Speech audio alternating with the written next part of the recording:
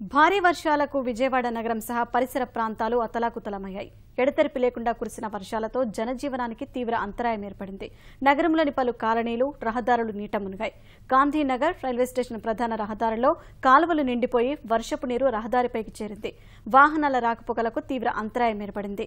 వర్షం కారణంగా వ్యాపారం లేక వ్యాపారులు దుకాణాలు మూసేశారు. లోతట్టు ప్రాంతాల్లోకి నీరు చేరడంతో ప్రజలు ఇబ్బందులు పడుతున్నారు. ఆకాశంలో దట్టమైన మేఘాలతో ముసురు కమ్ముకొని రహదారులు కనిపించని పరిస్థితి నెలకొంది. వర్షాలు కొనసాగే అవకాశం ఉన్నందున అధికార యంత్రాంగం అప్రమత్తమైంది.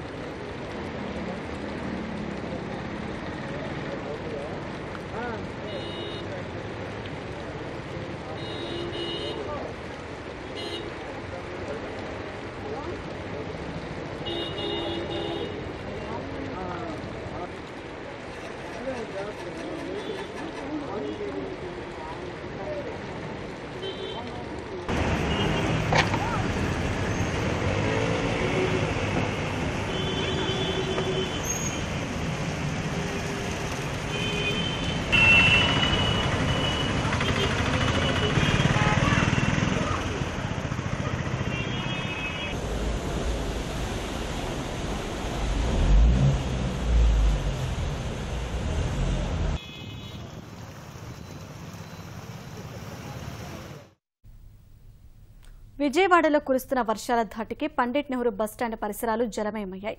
బస్టాండ్ నుంచి ప్రకాశం బ్యారేజీ వెళ్లే మార్గంలో రైల్వే బ్రిడ్జి కింద వర్షపు నీరు చేరింది.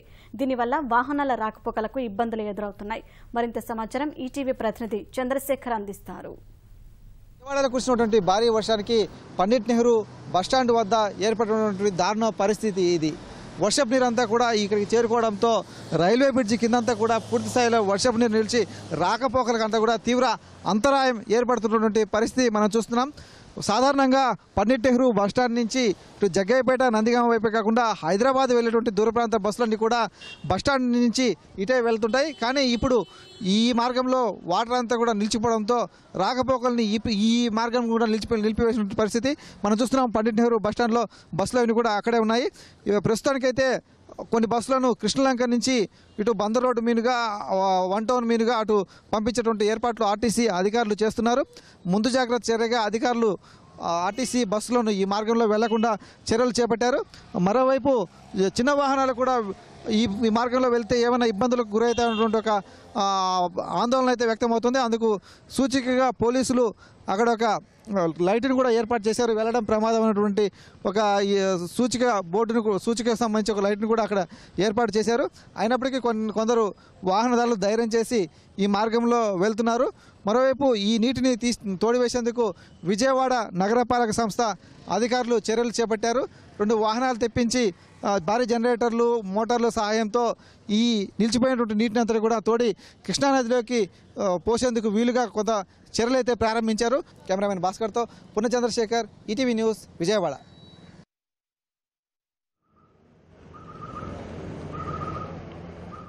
విజయవాడలో కురుస్తున్న వర్షాల ధాటికి పండిట్ నెహ్రూ బస్టాండ్ పరిసరాలు జలమయమయ్యాయి. బస్టాండ్ నుంచి ప్రకాశం బ్యారేజీ వెళ్లే మార్గంలో రైల్వే బ్రిడ్జి కింద వర్షపు నీరు చేరింది. దీనివల్ల వాహనాల రాకపోకలకు ఇబ్బందులు ఎదురవుతున్నాయి.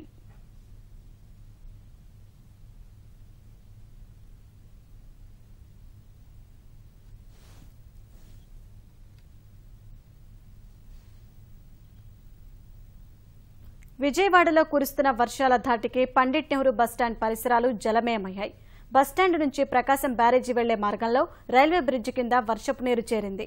దీనివల్ల వాహనాల రాకపోకలకు ఇబ్బందులు ఎదురవుతున్నాయి.